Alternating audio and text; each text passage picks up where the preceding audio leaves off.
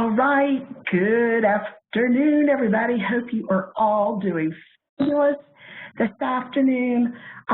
Welcome to the Power of Personality in the Workplace. Thank you so much for taking 45 minutes, an hour of your time to spend with us this afternoon. So let's go ahead and get started. Today's webinar is being brought to you by UNC Charlotte, our Office of Continuing Ed. We have about 26 different certificate programs, lots of 1- and 2-day professional development classes. Our primary goal is to work with the business community within Charlotte and the metro and beyond to help develop and deliver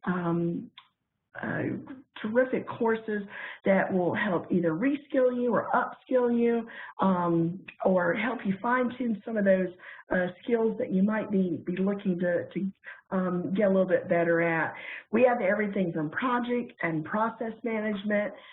We have meeting and event planning. We've got HR, development, forensic accounting, you name it, we just about have it.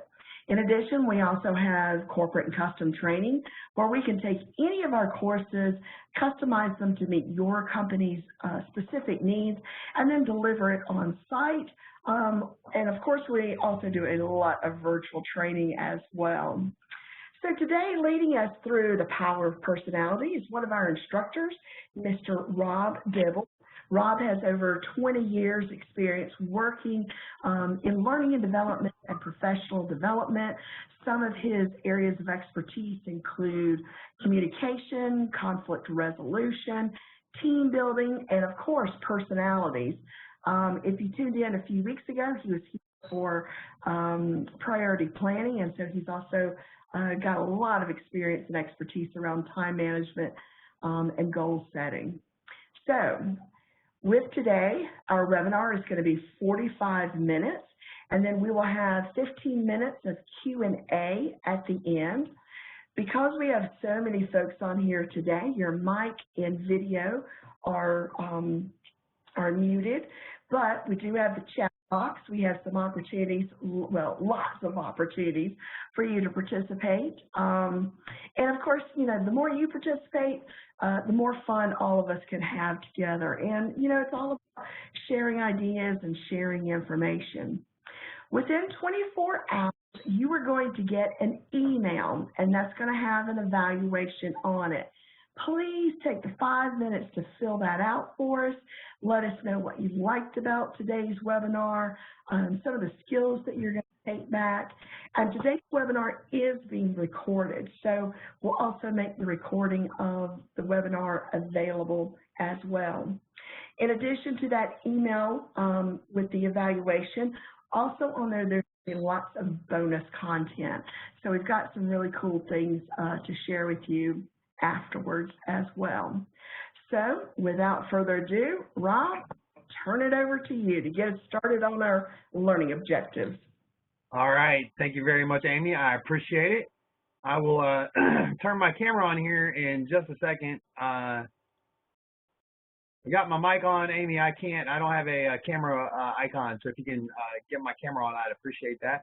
But let's go ahead and dive into our learning objectives here. First of all, we're going to talk about what a personality is, right? We're going to define personality. I think that's kind of important when we're talking about personalities. What exactly is that? Why is that something that's important? We're going to recognize why it's so important to understand and acknowledge some of those different styles, right? When we think about work and we think about coming into work, our teams are made up of a bunch of different people, and that's awesome, right? The diversity that we have in the workforce today is great. However, with that diversity comes all kinds of different personalities, all kinds of different approaches to life and perspectives and all of those things.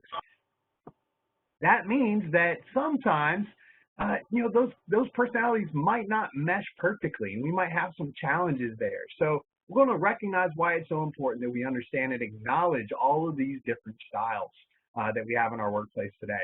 And then lastly, we're going to explore some strategies to help manage those different personalities in the workplace, right? So every single day we interact with people that think differently than we do, that operate maybe a little differently than we do, they communicate differently than we do. And it creates those dynamics where if we use those differences the right way, we have a stronger workforce, we have a better workforce, we have a more efficient, more productive workplace. But if we allow those differences to maybe separate us or become issues, then we run into this place where those personality differences are more, they're not bringing us strength, they're actually creating challenges for us. So we're really going to try to focus on how do we make sure that we value these differences and we work together in the most constructive way. Amy, if you can give me a little bit of control on the PowerPoint deck, that would be great too. I can't move it forward, so if you can move it forward for me, that would be awesome. All right, so Macklemore. Hopefully you guys love Macklemore. I do. I love his music, but I love this quote from him. Right? I don't control life, but I can control how I react to it. Right? I think that's fantastic. You know, we think about how we go about life, how we go about the people that are around us, right? I can't control all of that, but I can control how I react to that. So I can't necessarily control everybody's personalities. I can't control how they interact with me, but I can control how I react to that. And I can control how I react to the personalities that are around me and acknowledge that while they're different, there's strengths in every single one, right? So we really want to take what Macklemore said here and really kind of throw ourselves into that. Now, when we think about what is personality, right? What is personality? Personality is basically just this organized system within ourselves, right? It represents the collective kind of everything of our psychological systems, like everything that goes in together that makes us who we are. That's our personality, right? Some of the stuff we're born with, some of the stuff it's how we were raised, it's what we were exposed to, right? It's a little bit of nurture, it's a little bit of nature. All of that stuff goes into a big blender, and that gives us, who we are, right? This is what Professor John Mayer said about it, right? As far as his his view of personality, and I think it fits. I think that's right, right? So then we start thinking, well, personality really is the inherent driver on how we act. It kind of drives our behaviors. It drives what we say. It drives our ethics, how we operate. All of that kind of folds right into our personality, right? Have you ever heard somebody say, "Well, you're a hothead," or do you keep calm when things are going crazy? Are you the person that wants to figure things out, right? Or maybe you're a control freak, right? Some people, they want to control everything. Other people, it's just kind of let's go with the flow. It'll work out, right? Amy and I work together a lot, and Amy is much more of a control person, right? She knows how she wants certain things to go, and I'm much more of it'll work out. And there are times I'm sure that I get on Amy's nerves, and there's times where Amy probably gets on my nerves. But the beautiful thing about those differences is that while they're a driver of how we act and how we operate, my go with the flow style complements Amy's style really well, and it's probably part of the reason why we work so well together, right?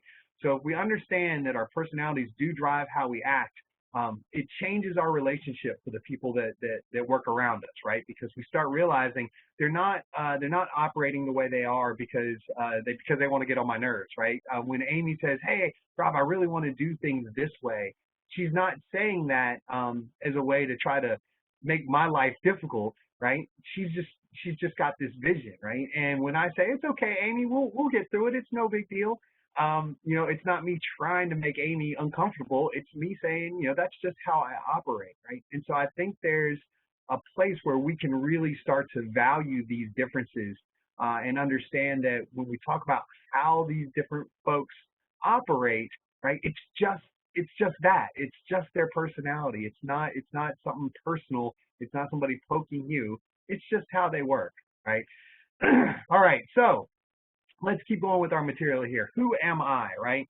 So I have a really great story around personality and kind of how we show up and how we like to be at work. In DISC, and we're going to talk about our different styles here in a second, but in DISC, for anybody that's taken DISC in here, I am an INS, right? So I'm very people oriented. My I is really high. I like to have a good time. I like to have a lot of fun. I kind of let fun factor into just about everything that I do. And I'm also a very big picture person, right? I'm always thinking about the big picture, very visionary. Hey, oh, what if we do this? Great big ideas. But one of my struggles from a personality perspective, and it's been this way for years, and it will probably always be this way. It's just something I have to work on. Is focusing on details, right? And being able to process things at a really small level. Working on an Excel spreadsheet for 2 or 3 hours is just like that is torture for me, right? For some folks in here, you could sit down with an Excel spreadsheet by yourself, and that probably sounds like heaven. For me, that sounds terrible, right? So when I worked at LPL Financial, I don't know if we have any LPL Financial folks on. Thanks, Whitney. Teresa, we'll talk about what DISC is here in just a second. When I worked at LPL Financial, which is it's down in Fort Mill now, used to be off the close to the airport where the old Coliseum was off Pivola. When I worked at LPL for a while, I was actually in charge of all of our internal compliance training, right? So my job was to meet with the compliance team on a regular basis and discuss upcoming compliance needs, compliance training, and things like that. That was my job because I was the only one on the training team that had my Series 7 and 63 and brokerage licenses and things like that. So from a knowledge point of view, I was the best person for that job. However, as I mentioned, I'm an INS. I'm not very detail oriented, and as you can imagine, all of the people on the compliance team were very detail oriented, right? They were very specific. And so I ended up having to sit with these compliance folks, and it really took a lot of energy out of me, right? It was very difficult for me to just sit and talk details and be so in the weeds with these compliance folks. And it really did. It drained me in those settings, right? And I did that for a little over a year, and I finally told my manager, listen, I'm probably not the best person to be doing this, right? From a personality point of view, this is not the best fit for me. I could do it for a short time, long time, probably not the best idea. Remind you of your government contract days, Whitney. Yes, exactly. So when I think personality, I think that's a big piece of it, right? It's learning a little bit more about who you are and how you operate. What do you like? What do you not like? And I also think it's really important when we start thinking about who am I, that we kind of separate personality and style away from skill sets, right? Because when we talk personality, we say this personality really likes this or really does this. But you might think, well, wait a second, I'm an I or an S, or I'm this style that's very visionary. I can still focus on details. Well, I'm sure you can, but that's probably a skill that you built up, right?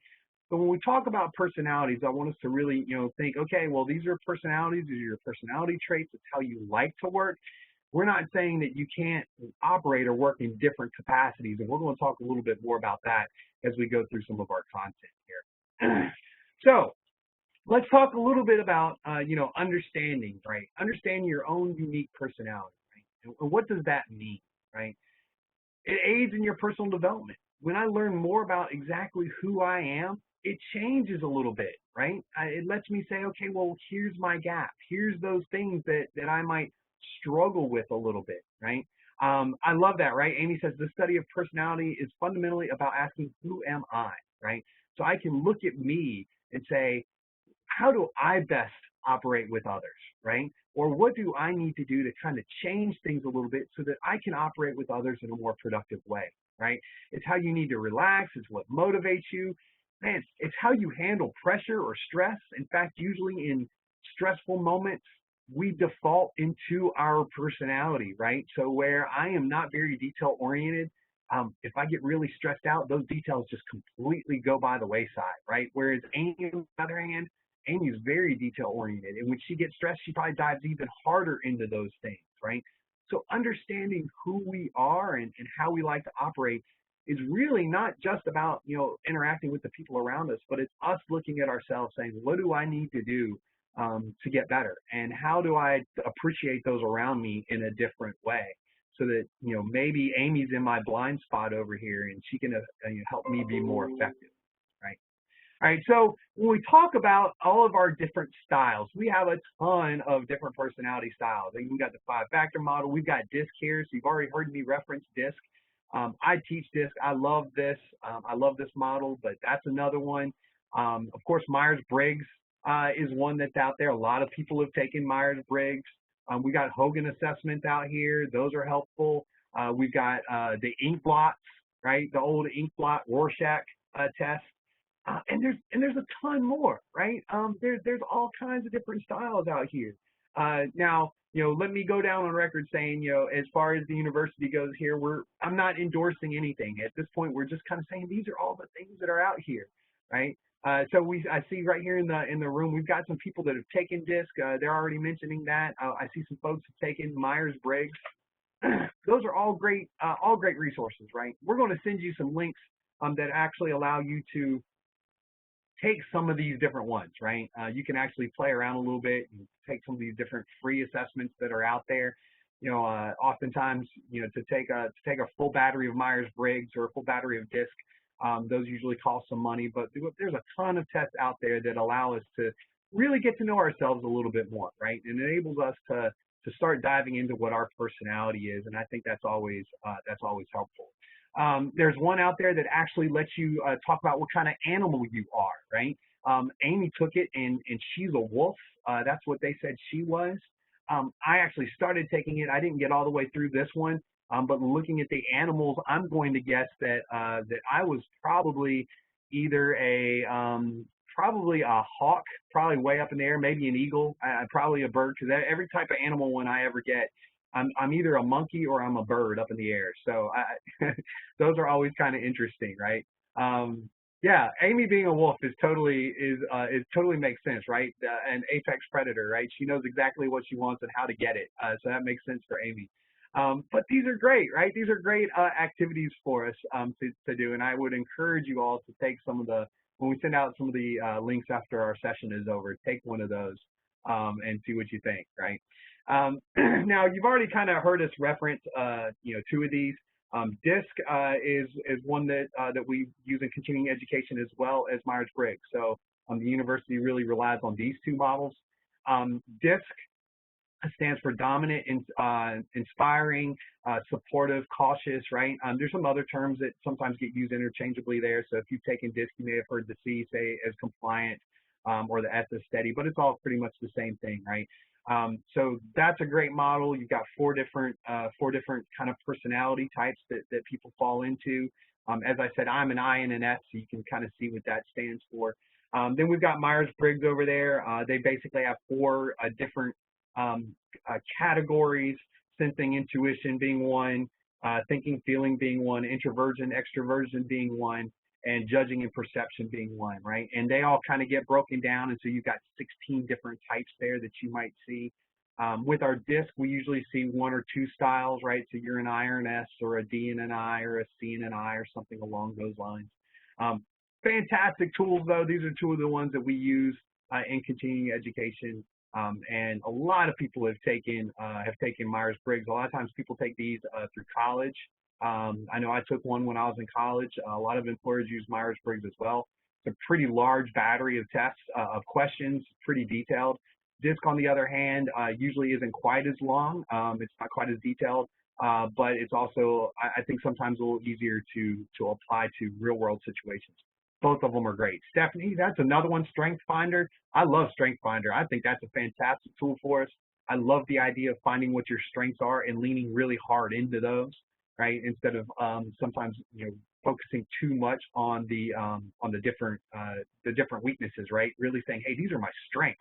So I love that too. Thanks for bringing that one up. That's definitely an A+ on Strength Finder. So we've got all these different tools that are out here that are fantastic for us to use. We're going to be sending you a link that's got all kinds of different links to take, actually 16 different assessments. So we'll be sending you those. And I know the Hagan Assessments are really picking up a lot of steam in companies as well. I know there are a couple companies actually in the Charlotte area that use a Hagan Assessment as a entry into getting interviewed. So before you actually get interviewed, you actually go through one of the Hagan Assessments to see how they fit inside of a company culture. Let's see, Kathy says a color test. Yeah, the color tests are out there as well. I've done a couple of those.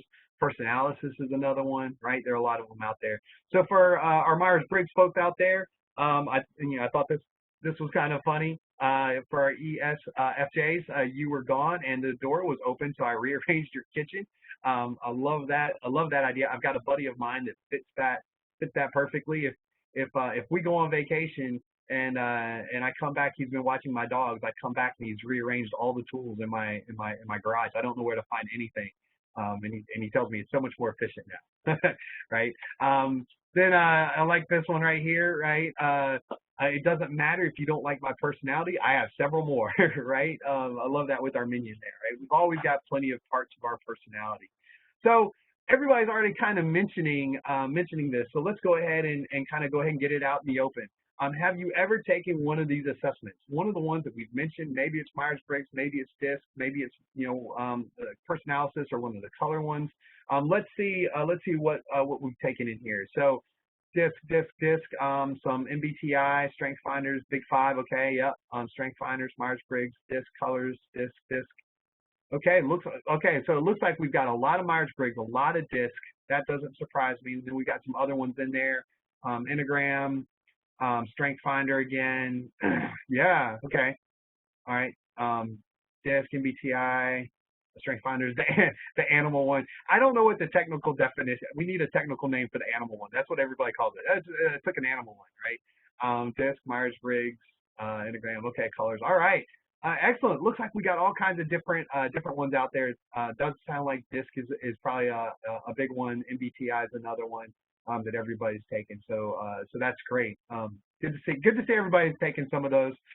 Now the nice thing is a lot of those kind of fit with each other, right? So if you understand Myers-Briggs and you understand DISC and you understand colors and you understand this and you understand this, like a lot of them have connections, right? So if you have taken multiple tests, you can actually be a bridge inside of your workforce. So you can say, okay, that person's taken DISC and that person's taken Myers-Briggs and that person's taken personality.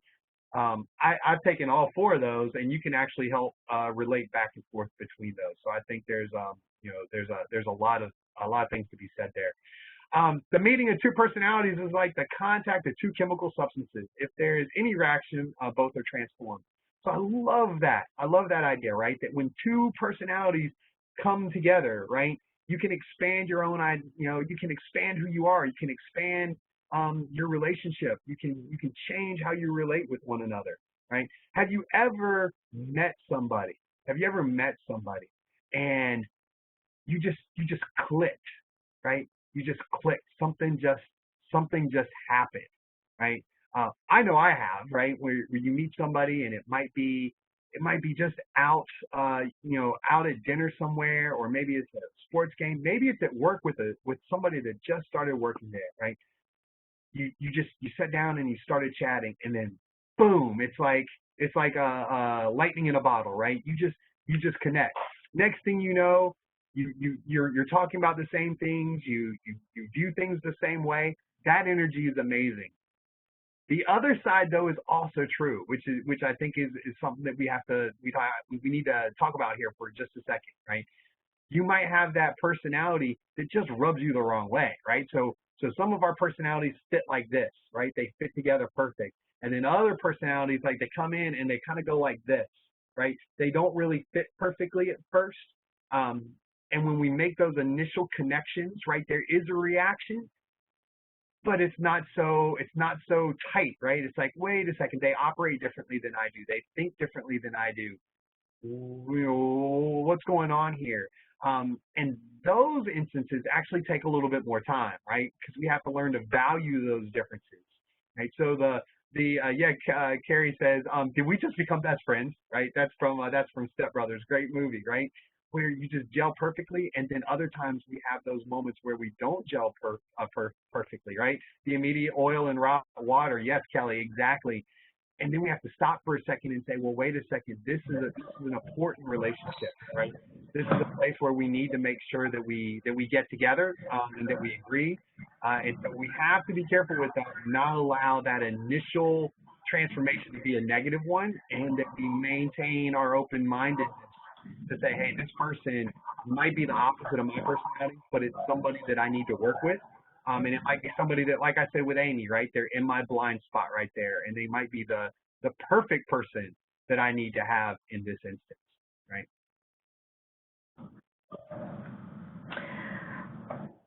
Okay. Amy? Yep. You want to keep it up? Yes. So I've got a great video here from this movie. I don't know if anybody's ever seen this movie. It's Forrest Gump, and let's watch this video. See what you guys think. I don't recall what I got for my first Christmas, and I don't know when I went on my first outdoor picnic, but I do remember the first time I heard the sweetest voice in the wide world. You can sit here if you want. I had never seen anything so beautiful in my life. She was like an angel. Well, you're gonna sit down, aren't you?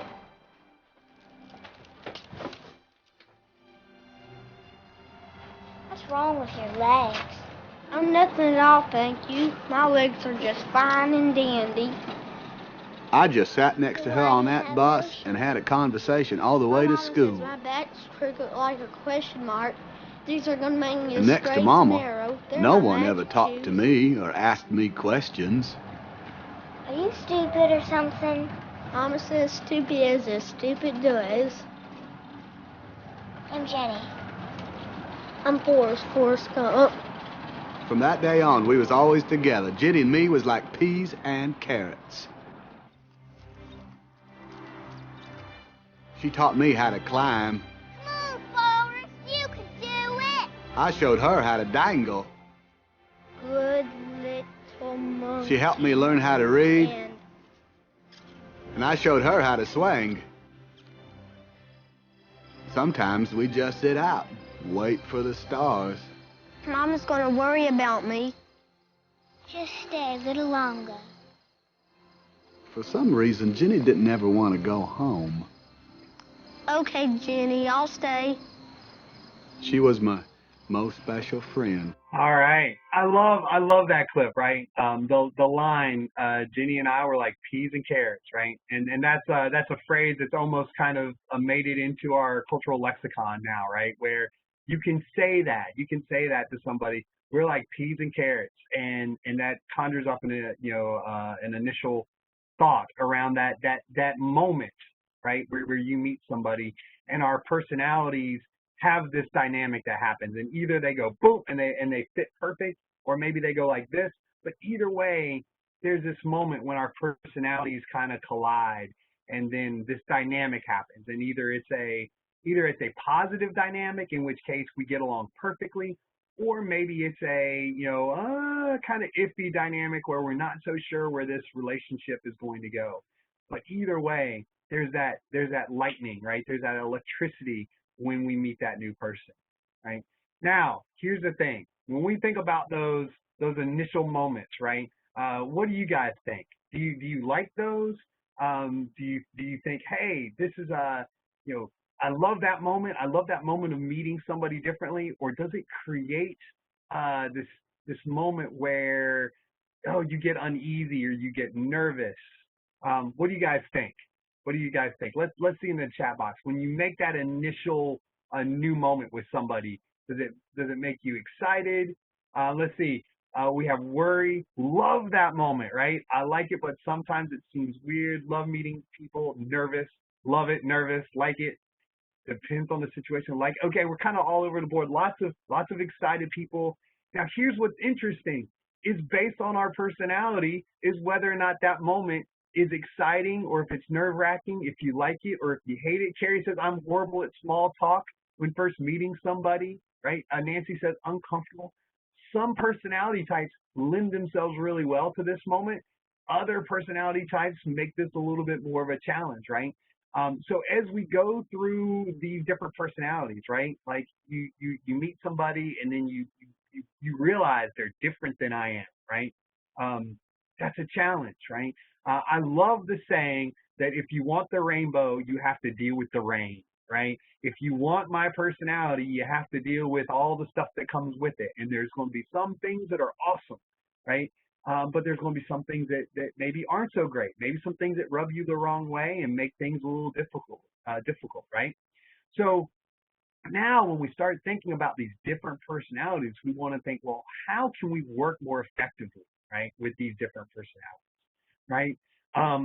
Here's the thing. In a personal setting, right, if you go to lunch and you got a friend that's getting on your nerves, you can just get up and leave, right? If you're sitting somewhere and you met somebody new, but it's in a social setting, you can just say, you know what, we don't mesh that well, I'm just going to leave. But you can't really do that with work, right? When we think about personalities at work, it's a little different, because personalities in our personal life, I can choose those, right? Unless it's like your family. Sometimes you're stuck with those as well. But when it comes to work, right, we can't really do that, right? We're assigned a project. You have to work with this person, whether you click perfectly or not, really doesn't matter.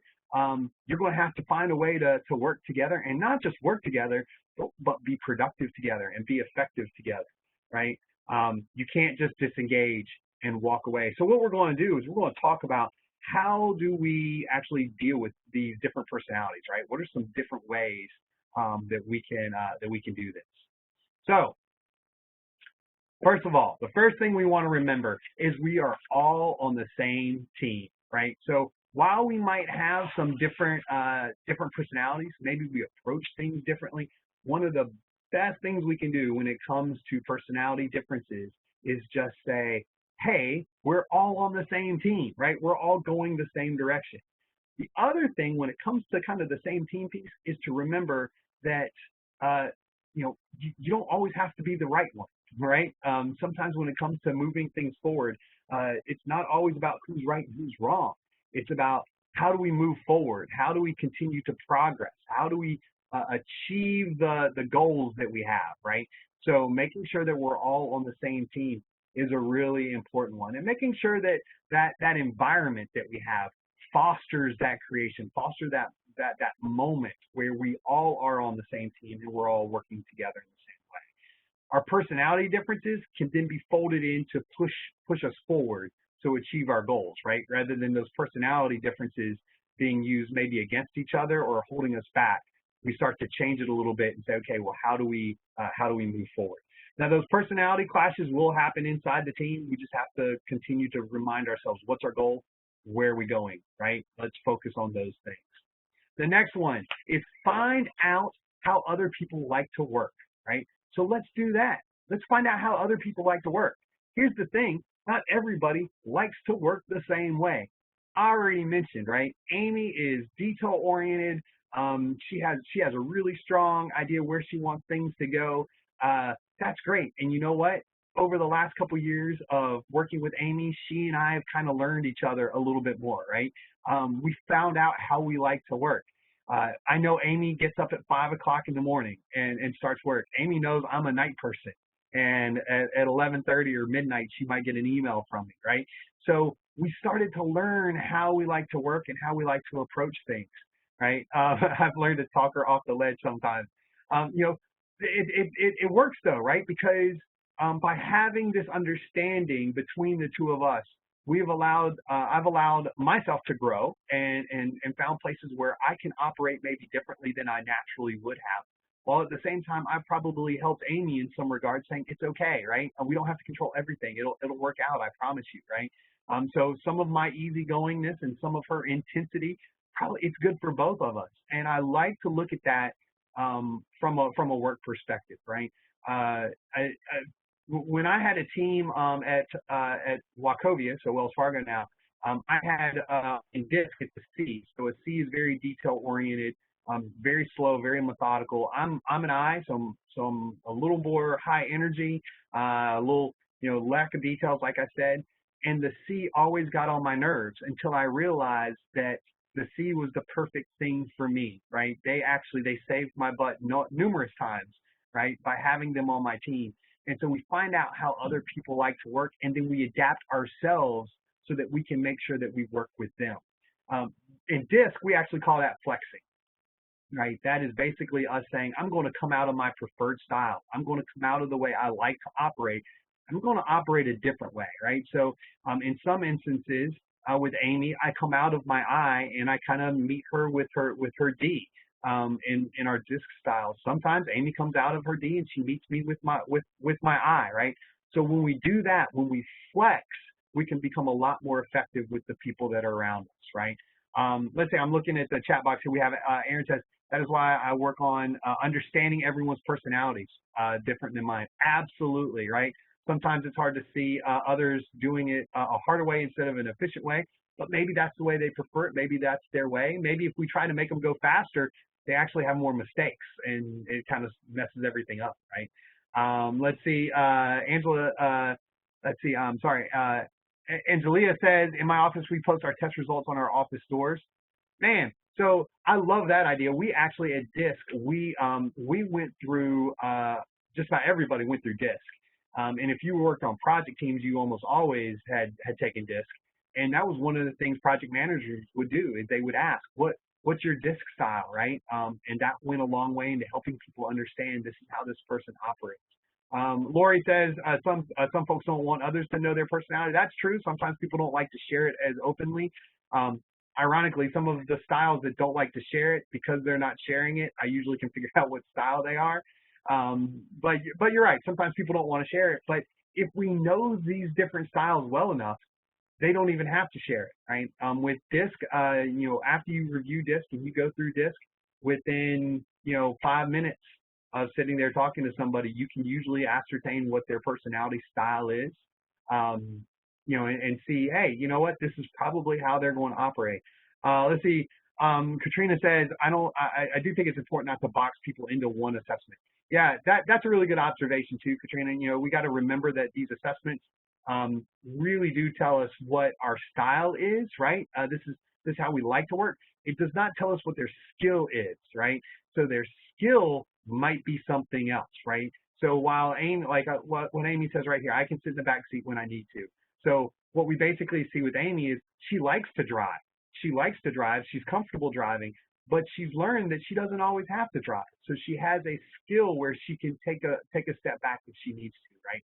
So for all of us, if we can learn the styles of the people around us while at the same time being cognizant of our style, and we can flex when we need to, we can become this other style when we need to, or we can dial ours back a little bit when we need to, really helps us become more effective. And depending on our different styles, it helps us not run over other people. It allows us to let other people maybe have an opportunity where maybe they weren't going to speak up or they weren't going to say something. Maybe we need to take a step back so that they do, right? All right, so our next slide here is around don't take it personally. So I think this one's kind of important. When we run into some of our personality differences, we have some personalities that they take things very personally. If somebody says something, they kind of really it kind of hits their soul. And then we have other styles that, hey, it's just work, right? This is just the way it is, right? And it doesn't hit them at all.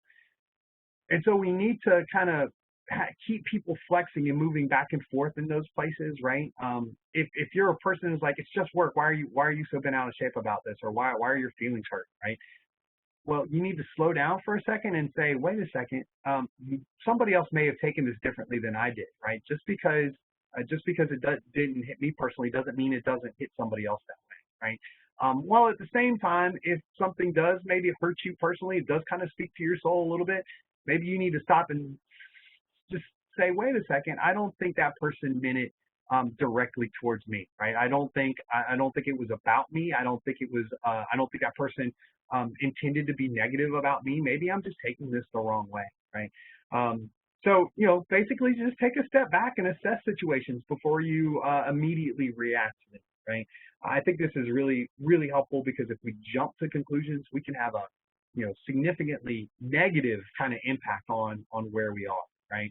And can really make an environment at work kind of, I don't want to say toxic, but sometimes it is, right? And when personalities, really, really get going like this, and we don't stop and kind of let the air out of that balloon, those environments can become very toxic, and it's just based on personality, right? And getting work done. So what do we need to do to kind of bring some levity and bring those moments down, right?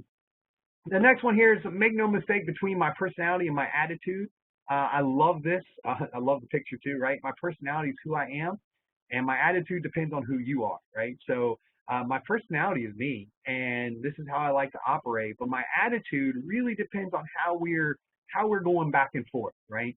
Now, if we're both in this place of discovery, if we're both in this place of wanting to learn more, then maybe we can have a positive attitude towards one another, right? If I know you're working towards the goal and I know I'm working towards the goal, then our attitudes are probably going to be much more positive than if I feel like you're attacking me or something like that, right? So we want to make sure that we're keeping things straight. And no, Amy, that's not one of my baby pictures. If it had been, I would have been on like a toy motorcycle or something. All right, let's see. Teresa says, it's frustrating when management treats everyone the same and doesn't consider who they are when speaking. Yeah, I think, Teresa, that's a good point. I think, that's a struggle for a lot of companies, right? Is to figure out, okay, we know we've got a lot of different personalities. People like to work differently. How do we balance all of those things while at the same time maintaining, standards across the board that apply to everybody? It is kind of interesting when we look at job fields. We can actually see that people actually fit better with different areas, right? So our in DISC, our C's are a lot of times our compliance folks, our accountants. Our I's and S's are HR folks. They're the trainers. They're customer service people. Our D's are a lot of time our leaders. So we find that we have some of our standard styles in these different areas. But you're right. Companies, I think, sometimes struggle with understanding how to navigate through those worlds of differences. The next one I think is pretty cool here. Verbally acknowledge your differences. Hey, you know what? We're different. Just get that out. Just say, you do things differently than I do, and that's not wrong. It's not right. It's just different. And when we have trouble with that, let's talk about it, right? I like what Amy says here, right? People lash out when they feel they're not being understood or taken seriously, right? So, somebody might share something, and then one of the styles, the personality style, might be very overbearing or maybe too intense or something like that, and it creates all these issues. So let's just face it head on, right? And say, hey, let's talk about it. Now, I understand what Whitney says. It's uncomfortable to address some of these head on. Yeah, it can be, right? Because it is personality, and that, people tend to take that personally. But, if we talk about it ahead of time, it is well worth it because it's going to sideline a lot of the problems we would have later. And we can also just come to an agreement. You know what? We're just not going to get along. You and I are not going to be best friends, and that's okay, right? You don't go to work to be best friends. You go to work to get work done. So if you and I can just acknowledge our differences, that we work different, that we have different opinions, but our goal is still the same, well, then we can still move forward, right? Let's see, Whitney says, I like to talk about our intentions that come from a good place. Yeah, absolutely. Anytime you bring up anything with personality, we want to bring that from a good place, right? We don't want to use it as a weapon.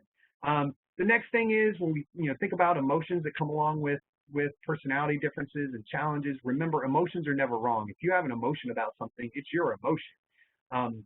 But maybe what we need to do is take a breather, right? Take a little bit of a break, and just say, you know what, I think I'd like to take an opportunity to process this, and just kind of think about it. So don't push yourself too far. Treat your employees equally. So we already heard somebody say that, right? I forget who said it in the chat box about kind of acknowledging those differences that are there, right? We can acknowledge those. We can acknowledge those differences, but at the same time, treat everybody equally, right? And so we want to make sure that we do that from a personality point of view. This is really important because some personalities, hey, you know what? They just mesh better than with others, right? They just connect. And so we might be kind of a little more comfortable with this person than we are with this person. If we're in a management role, then we have to be really careful because just because our personalities match over here doesn't mean I can ignore the folks over there. So we want to make sure that even though our personalities might say, I don't get along with this person, I do with this person, that our time that we're spending helping our employees is equally shared across the board, right? The next one here is, oh man, this reminds me of a song that Aretha Franklin used to sing. I can't quite remember it. Oh, that's right. It's called R-E-S-P-E-C-T, right? Absolutely. If we can use respect with all of our different emotions, the better it would be, right? When we think about our personalities, our emotions, how we operate, how we communicate, hey, if we can all just agree to respect one another, right? If we can all just be there and let everybody have their place, let everybody share their ideas and share what they're thinking, the workplace will be a better place, right? And when somebody says, this is what I feel, and you know what, that's what they feel. Let's talk about that, and let's move forward. Let's focus on the goal, and let's not let some of our feelings and some of those differences drag us down. At the end of the day, we all work at the same place, and we all want the organization to be successful, and we all want to be personally successful. We're not going to get there if all we're doing is fighting amongst one another, right? We have to find that place where we respect one another, and we seek to learn more from each other, and we seek understanding of others rather than being in a place where we use personality differences as a shield and as an excuse not to work together. So with that being said, what other tips do you guys have for us when it comes to navigating personality differences? What are some of the things that maybe you guys do to help out with different personalities? What do you guys think? What are some of the things that you guys have done in the past to help you navigate? Let's see. Face-to-face might help. Yeah, Laura, I think that one's right. I mean, sometimes it's really hard to talk about some of these things over the phone. FaceTime and things like this have made things a little bit better, but still a little bit of a challenge if you're not face-to-face. Let's see. Don't take things personally. Absolutely. Know when to not say something. Oh, man, James, that is like a superpower, right?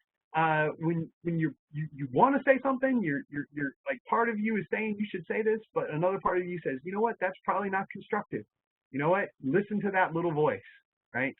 Listen more than talk. That one's always powerful. Talking things out, understand different personalities. Yeah, thank you, Jennifer. I think that one's great. Give grace to people. Give grace to people you just met, and you never know when somebody's world may have changed, right? So just give grace on a regular basis. I think that would make a great, Jennifer, you should write a book. That would be a great book title, Give Grace. Let's see, Stephanie, analyze my thoughts before speaking, more listening, choose your words. Absolutely, right? Now, we have hit our 45 minutes, but we do have, a few other things that we kind of want to talk about, some different problems, personalities in the workplace. We do have egomaniacs. Let's keep in mind that our egomaniacs, the best thing we can do there is stroke their ego a little bit, right? Make them feel like they're important. That's a good way to move us forward. The gossiper, we have gossipers in our workforce. Sometimes that's a little bit difficult. Best thing we can do with our gossiper personalities is just not bite, right? Don't give them any power. Don't give them any gasoline for the fire, so to speak, right? Don't bite on that. Don't be a part of the gossip. The grumpy Gus, the grumpy Gus, gotta love this one, right? The grumpy Gus. I like to go to the grumpy Gus and try to, just find out why are they being so grumpy about things, right? We can provide some constructive situations, right? Saying, hey, what can we do to make things better? One of the best things I like to do with a grumpy Gus, and don't tell my mom this, but my mom is sometimes a grumpy Gus, or a negative Nelly, right? It's just say, well, what would you do, right? What would you do? One of the best things we can do is pull them aside from everybody else. We don't want, with all of these styles, we don't necessarily want to call them out in public on it, but in private conversations, one-on-one conversations, say, hey, let's talk a little bit about this. What would you do? How would you approach this? And get them to see if we can get some buy-in from them, right? Now, let's see. Keith said, I always tell gossips they have 24 hours to tell the person what they said before I will tell them. Stop gossip in its tracks. Wow, yeah, that's a pretty strong way to do it. I bet that does work, right? I love this quote from Bruce Lee. Always be yourself. Express yourself. Have faith in yourself. Do not go out and look for success for personality and duplicate it, right? I think that's awesome, right? Think about who you are, how you like to operate, how you like to be. I think that there's something to be said for that. Way too often we look to somebody else and we say, I want to be that person. I want to be that person. Don't do that. Look in the mirror and say, what kind of person do you want to be? And what does that mean for your personality? What do you need to change? Or where do you need to flex, right? It's your personality. It's not always what you need to change. It's maybe how do you need to let your personality come through, right? What about you do you keep suppressed that you need to let out, right? I think that's really powerful and an awesome way to think about it. So out of all these things, we've got about 10 minutes. What of all these things would you like to kind of to implement? One of these strategies, one of these things that we've talked about dealing with difficult personalities. What are some of the things that you guys do? Now, you guys have already shared some of those, right? Dealing with the grumpy Gus, or how about the egomaniac? What do you do with the egomaniac? Yeah, so yeah, Penny says, I suppress a lot, not good for me. You know, that's one of the big things I tell folks when we do DISC is you kind of have to look at your personality and say, what should I be doing, right? Amy knows this story about me. I actually ended up running training at an organization. So I was the head of learning and development for the entire company. It was a job that I thought I wanted, and I got there, and you know what that job does? All they do is strategy work. They don't do this. They don't teach. They don't interact with employees, and I couldn't stand it. And I had to suppress too much of myself, and so I had to find a different path for me that worked for me, right? So definitely don't suppress too much, or you're not going to be happy in life, right? Figure out what your coworkers are. Yeah, find out those personalities makes things a lot easier. Sometimes ignoring the egomaniac, sometimes that works. Let's see. The older I get, the more I let it go, let it go. Okay, you don't have me singing the Disney song now, right? Let it go, right? Not everything's a battle, right? Sometimes it's not that big a deal. Let's see, utilize new personality tests shared. Yeah, so use some of those in your organization.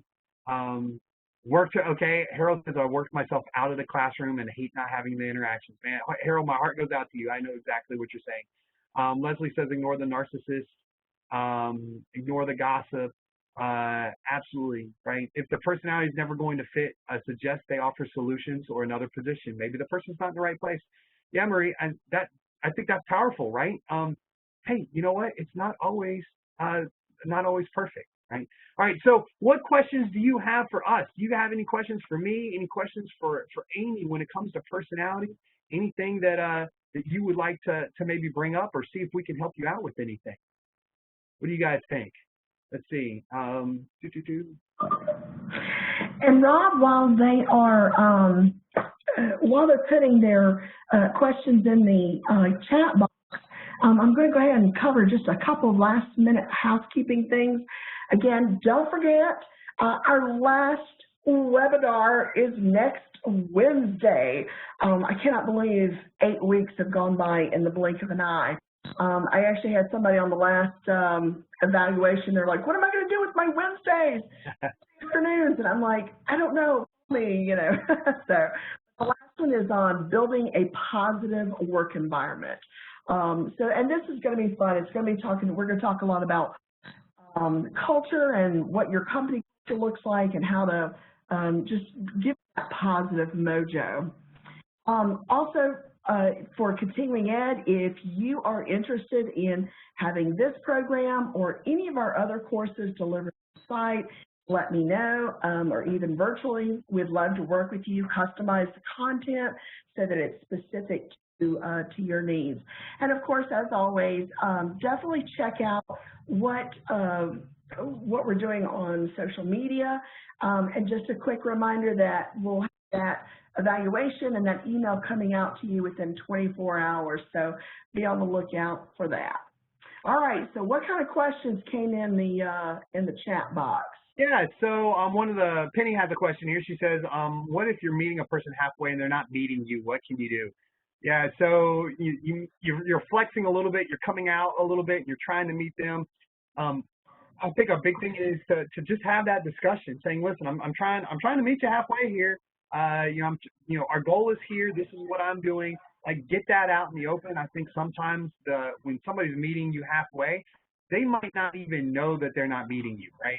Like you flexed out, but they haven't realized that you're actually doing that. They haven't realized that you are reaching out to them. So sometimes you have to do that. Just, bring it above board and talk about it. I think that's been powerful. Amy, do you have any suggestions for Penny? Yeah, I mean, granted, this is my personality. I'm a pretty direct person. I am a D on the disc, and I say, listen, I'm making every effort to meet you. Is there something that I can do to help you meet me? It's kind of like, show me the money. Help me help you. And, you know, just having those conversations and addressing it. You know, and it makes some people uncomfortable. I'm not crazy about, you know, it's not necessarily conflict, but it's having those difficult conversations. But it's just about saying, you know, listen, I'm trying to be respectful of your time. I'm trying to be respectful of the way that you work. Can you work with me, you know, and just try to find that middle ground. And sometimes it is just kind of breaking down some of those barriers. I've had people, I'm like, come on, let's go get a cup of coffee. I don't drink coffee. Get a, you know, Coke or something else, but, you know, and just take it out of the office and just, you know, put them in a different environment and kind of get to know them. Sometimes that breaks down those barriers as well. Absolutely. And Keith, I think you're right, though. At some point, you do have to look at the ROI, right? And sometimes you just look at somebody and go, what, you know, we're not going to work well together. And I've had plenty of conversations with management before. It says, listen, if I have to work with Bob over there, I'll work with Bob, but he and I are not the best. We just don't work well together, right? And when you can do it, you don't seek out those opportunities, right? Because you're not going to be like peas and carrots with everybody, right? There's times where it just doesn't fit. The other question we had that came in was about narcissists, right? So those folks in the workforce that are narcissistic about their skills and who they are and their meaning. In some instances, I haven't really had a narcissist that I had to deal with, like that was at my level, but I have had to step in as a manager with a narcissist and kind of maybe show them a total picture, that they had kind of a different view of who they were and what their role was and what they were doing than what they actually had. And so I actually had people on my team come to me and say, can we have a discussion with this person? And so that was something that I used from a coaching point of view to try to help them maybe see themselves in a little bit of a different light than what they had. So that was one of the things that I did. Amy, I don't know if you have any suggestions with narcissism. Rob, that is spot on. A lot of times it has to do with perception. You know, people think that they are all that in a bag of chips, to take from the 80s phrase, but, or what is it, Napoleon Dynamite? I'm kind of a big deal. Anyway, but sometimes, yeah, just showing them a different perspective or sort of the bigger picture, saying, yes, you are an absolutely valuable part of this team, but, and I hate to use that word, you can use the word and instead, and we want to make sure that we continue being successful, and one way to do that is to check your ego at the door.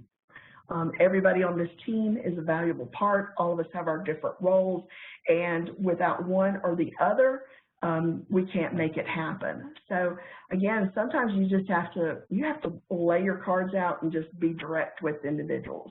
And sometimes too, I think both with the egomaniac and the narcissist, they like having that role. And sometimes when you explain to them that actually them acting that way is taking away from them having that role. Like, if you want to look like that you are really awesome, you need to stop acting like you're so awesome, right? And sometimes I think sometimes that really helps. Let's see. I don't know if we had any other. Terry said, "I wish employers invested more in coaching." Man, Terry, me too. Absolutely.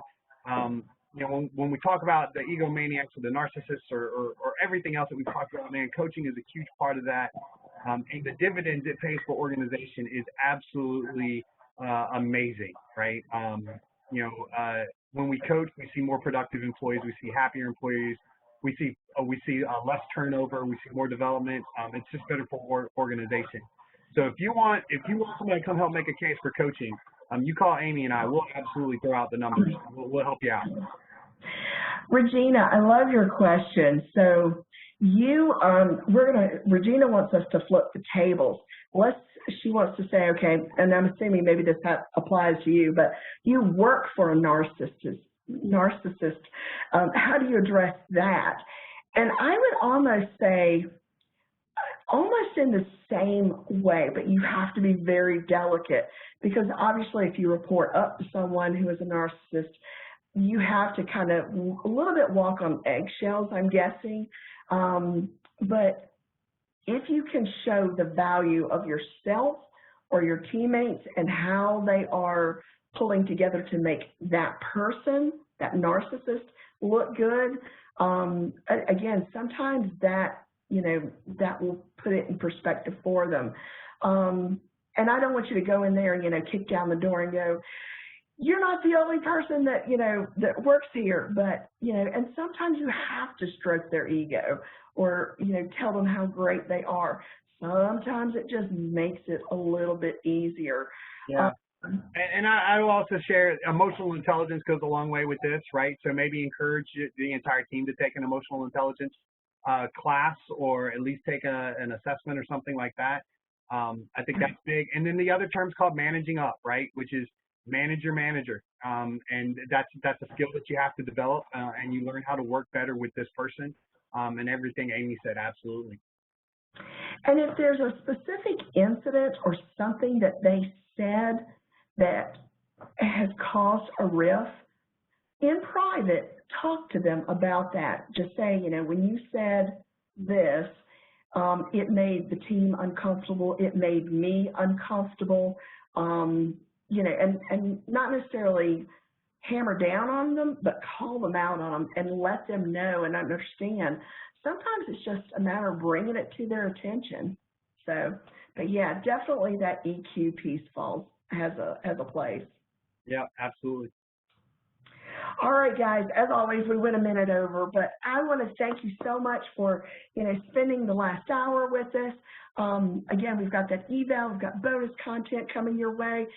If there's anything that we can do between now and next Wednesday, let us know. Otherwise, we will see you next Wednesday for building a more positive work environment. Thanks so much, everybody. Thank you, guys. Go Niners. Woohoo!